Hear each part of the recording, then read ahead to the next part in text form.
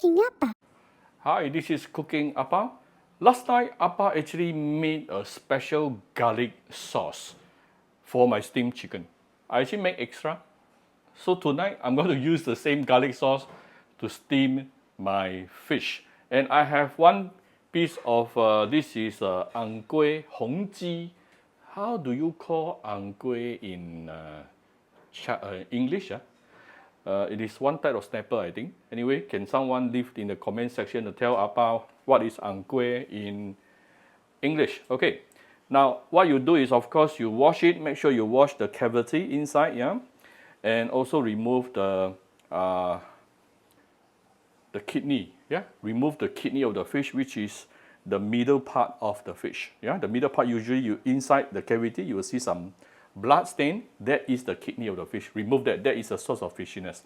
Then make few slits on the fish body and also put some ginger on top, and we shall marinate it with a little bit of salt. And I raise the fish a bit so that it can be steamed more evenly later. All right, I have preheated my steamer to about 120 degrees, and we are going to steam it for approximately 8 to 10 minutes. We already preheated it.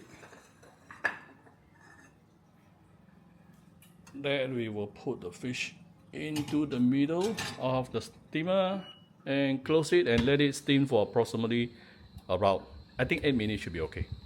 All right, then I will just heat up my special garlic sauce.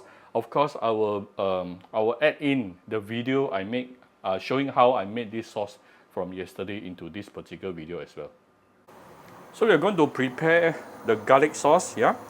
First of all, give it some oil, and you want to put in the chopped garlic. I actually have more. Do I want to use it all? I think I use it all, don't waste it. You don't have to use this much. Appa is trying to clear my fridge. So you want to slowly saute your garlic for a minute or two before we continue. Do you need to brown it? Really up to you. To me, I feel it's not necessary.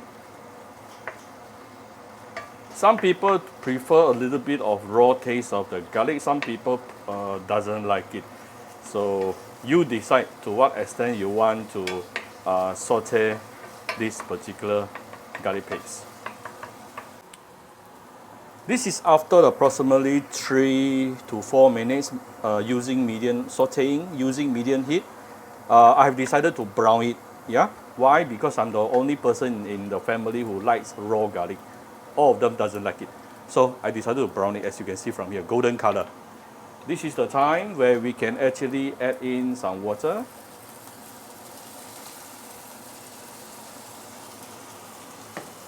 And just tune down the heat because we are going to season this. Let's give it some salt.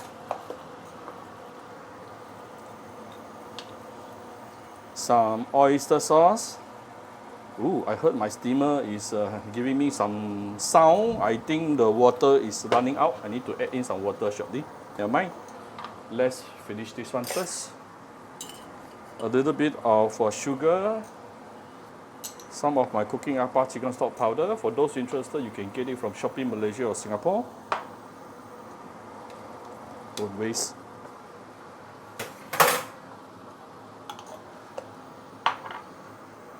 And some light soy sauce. Make sure everything is nicely dissolved. Then our yummy garlic paste is ready. Ooh, very fragrant, super fragrant. Let me go. It's already done, yeah? After which, we are going to make the simplest steamed fish sauce you can ever see in the world. Let's give it a bit of a small bowl of hot water, few rounds of light soy sauce, done. Good enough. Because later the main flavor will actually be the garlic. Alright, this is after about 8 minutes plus another 1 minute. I actually let the fish to continue staying inside my steamer after the 8 minutes to allow the residual heat to continue cook through the fish.